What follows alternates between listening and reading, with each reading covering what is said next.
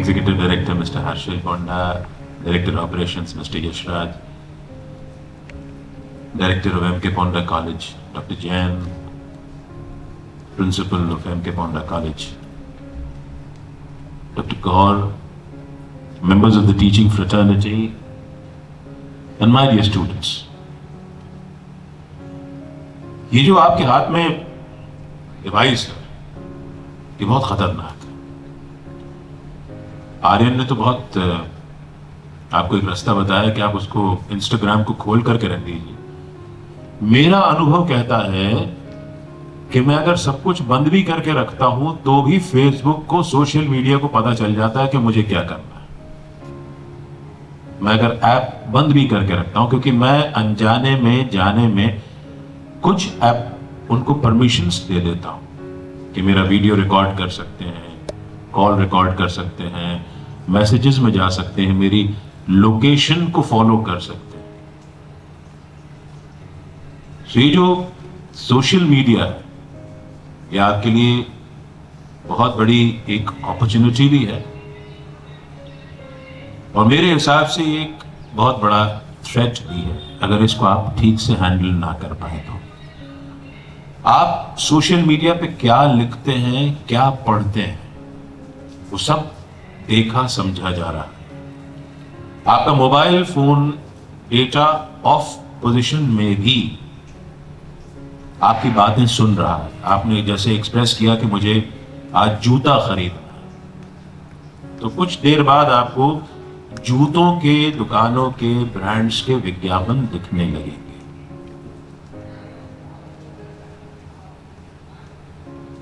होता है ऐसा जी, ध्यान रखिए।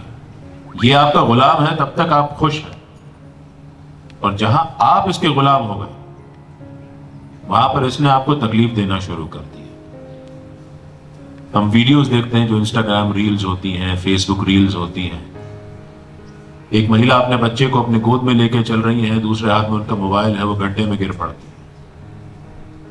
और मैं इसको फैब्रिकेटेड नहीं मानता हूं, क्योंकि कहीं ना कहीं ऐसा शायद होता है। हम अपने घरों में भी देखते हैं कि हम मोबाइल देख रहे हैं और हमारे घर वाले हमको खाना खाने बुला रहे हैं, तो हम टेबल तक चल के जाते हैं, हमारा ध्यान मोबाइल में रहता है। होता है ऐसा? कुछ बच्चे पीछे बैठ के मुस्कुरा रहे हैं, होता है।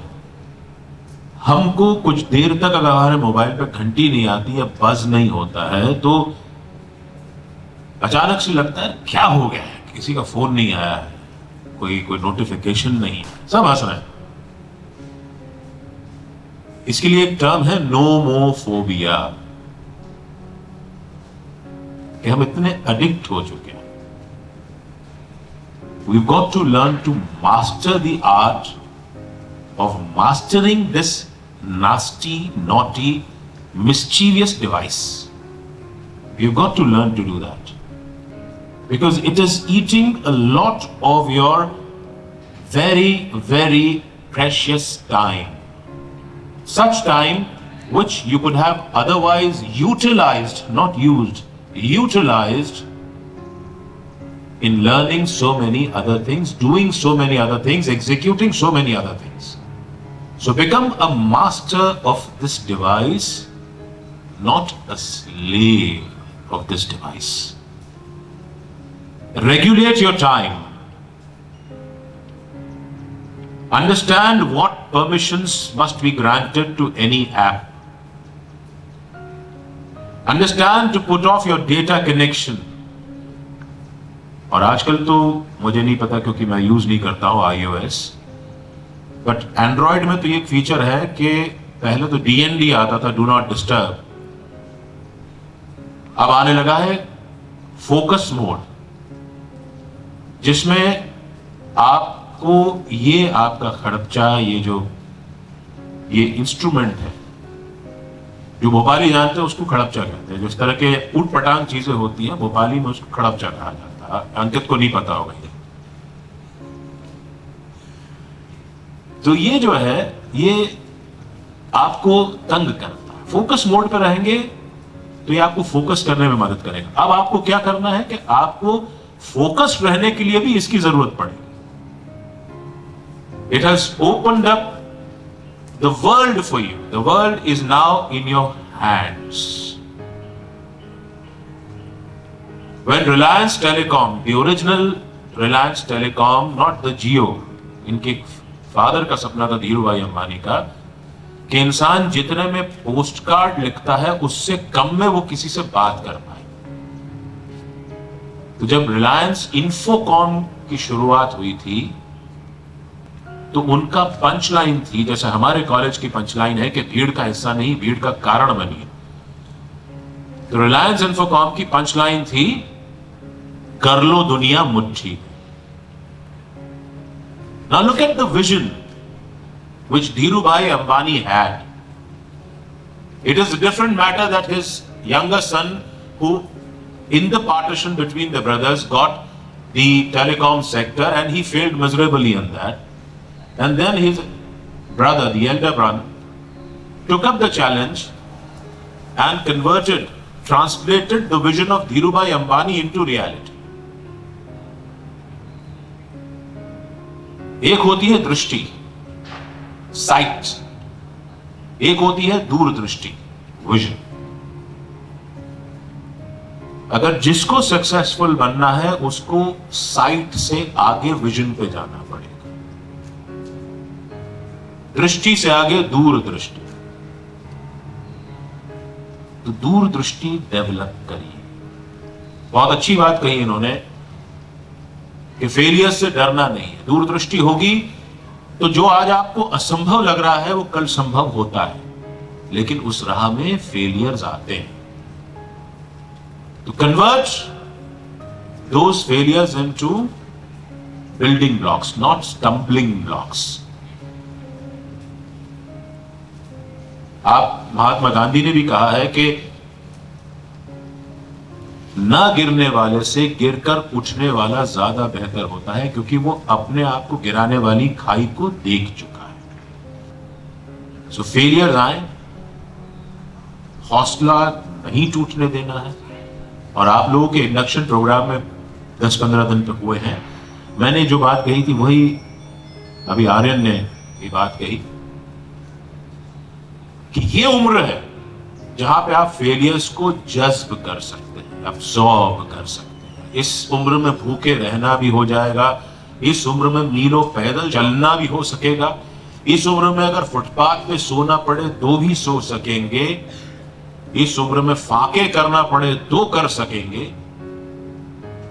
लेकिन ये उम्र जो है उसका फेलियर आगे चल करके बहुत कुछ सिखा देता है। ये जो हम अनाज रोज खाते हैं, जिस गेहूं को पीस करके हम आटा बनाते हैं और उस आटे की रोटी हम खाते हैं, अगर गड़गड़ाती बारिश ना हो, अगर तपती हुई धूप ना हो और कड़कड़ाती सर्दी ना हो, तो गेहूं की बाली में जो सुनहरे रंग का गेहूं का दाना होता है वो कभी पुख्ता और स्वादिष्ट नहीं हो सकता। और अगर ये विपदाएं उस गेहूं के बाली के दाने पर ना आएंगी तो वो जीवन में कभी भी आटा बन करके पौष्टिक नहीं बन सकता। तो विपदाएं आएंगी, परेशानियां आएंगी, टेस्टिंग टाइम्स आएंगे, फेलियर्स आएंगे, और उन फेलियर्स को नेगेट करते हुए आपको उठना है। मैं भी आर्यन से वही बात कर रहा था कि मेरी और आपकी डेट ऑफ बर्थ एक जैसी है, 17 जून की है। फर्क इतना है कि आप 2003 में पैदा हुए, मैं 1968 में पैदा हुआ। शायद आप में से कईयों के माता पिता भी तब पैदा नहीं हुए होंगे। और 1968 से लेके आज तक जो मैंने इस दुनिया में बदलाव होते हुए देखे, जब हम कॉलेज में थे तो ये आज जिन माध्यमों से लोग धन कमा रहे हैं या जिन वोकेशंस में, प्रोफेशंस में लगे हैं, उनके बारे में कभी किसी ने सोचा नहीं था, लेकिन कोई सोच रहा था। उसका परिणाम ये, किसी के पास वो दूरदृष्टि थी जिसके चलते आज ये कुछ संभव हो पाया। हमने जब इस कॉलेज की स्थापना की थी तब हमने इसको कहा था कि ये एक बिजनेस एंड मैनेजमेंट का कॉलेज होगा। एंटरप्रेन्योरशिप। भोपाल के लोगों को और आज भी कॉलेज चलाने वालों को एंटरप्रेन्योरशिप बोलना नहीं आता, वो एंटरप्रेन्योरशिप बोलते हैं अधिकांश। उनमें से RE और EU पे जहां जहां गलतियां हो रही है सब कर डालते हैं। हमने 2007 में ये कॉन्सेप्ट लेकर के आए थे कि eat business, think business, live business. कीड़ का हिस्सा नहीं, कीड़ का कारण बनिए। और तब लोगों ने हमको रिडिक्यूल किया कि हमने अपने पूरे एडवर्टाइजिंग कैंपेन में शुरुआत में हमने इंजीनियर्स का मजाक बनाया था। और इसी कॉलेज के इसी अंदर एम्फी थिएटर में जब ओपनिंग सेरेमनी थी और शिवराज जी जो आज भी मुख्यमंत्री, उस समय भी मुख्यमंत्री थे, वो आए थे, उन्होंने फीता काटा था और उनकी हाजिरी में मैं क्योंकि अपनी स्पीचेस तैयार नहीं करता, मेरे मुंह से निकल गया था कि आज से 5 साल बाद किलो के हिसाब से इंजीनियर बनेंगे। रिकॉर्ड है उसका, उसकी वीडियो भी है। तो वहां पे कुछ ओपनिंग सेरेमनी में कुछ इंजीनियरिंग कॉलेजेस के संचालक भी आए हुए थे और 5 साल में किलो के हिसाब से और 10 साल में क्विंटल के हिसाब से इंजीनियर मिल रहे हैं। ऐसा हो गया। और आज जब इस कॉलेज को 2007 में जिसकी स्थापना हुई, 2021 में जब हम बात कर रहे हैं, तो मेरे इस कॉलेज के स्टूडेंट्स ने इस कॉलेज के कॉन्सेप्ट पर काम करते हुए, कोई 700-800 बच्चों ने काम करते हुए 3000 से ज्यादा लोगों के लिए रोजगार उत्पन्न किया है। ये छोटी बात नहीं है। अपने लिए तो सब जीते हैं, दूसरों के लिए जीना सीखो। पैसा खूब आएगा, पैसे का करोगे क्या? एक हद के बाद पैसा भी बेकार लगने लगता है। उस पैसे से ह्यूमन रिसोर्स डेवलप करो, दूसरों के लिए जगह तैयार करो कि वो उनको पंख मिल जाए। लोगों को तैयार करो कि इस देश का फ्यूचर बदले आपसे प्रेरणा लेकर के। अपने अलावा सिर्फ कम से कम एक व्यक्ति के लिए जॉब तैयार करने की कोशिश करो।